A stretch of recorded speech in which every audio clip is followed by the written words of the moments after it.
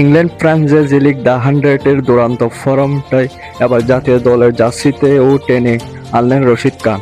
মাত্র 5 দিনের ব্যবধানে ক্যারিয়ার টানা দ্বিতীয়বারে 5 বার তার বেশি উইকেট নেওয়ার ফতে আরশি ব্যাটারদের ওপর তাণ্ডব চালিয়ে এই আফগান লেগ স্পিনার তার রেকর্ডে গড়ে দুর্নীতি সিরিজের দ্বিতীয় ওয়ানডে আয়ারল্যান্ডকে 92 রানে উড়িয়ে দিয়েছে আফগান।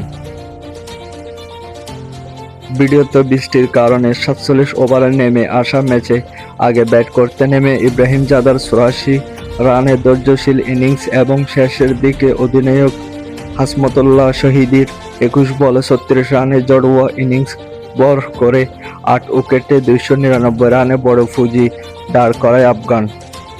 300 রানে জবাব নিতে নেমে রশিদ খানের তোপের মুখে পড়েন 33.4 ওভারে মাত্র 207 রানে গুটিয়ে যায় আরশি ইনিংস।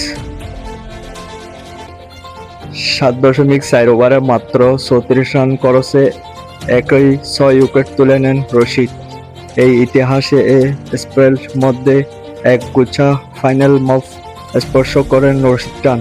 ওয়ানডে ক্যারিয়ারের 113তম ইনিংসে এটি তার 7ম 5 উইকেটের শিকার, যা আন্তর্জাতিক ওয়ানডে ইতিহাসে যৌথভাবে 5ম সর্বোচ্চ এবং অস্ট্রেলিয়ার কিংবদন্তি গ্লেন ম্যাকগ্রার সামনে একই সঙ্গে ওয়ানডেতে এটি তার 3য় উইকেটের শিকার।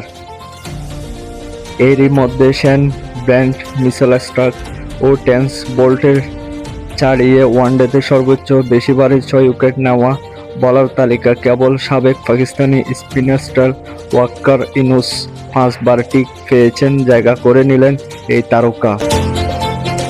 মোহাম্মদ মুরাদ, ক্রিক টাইম 24।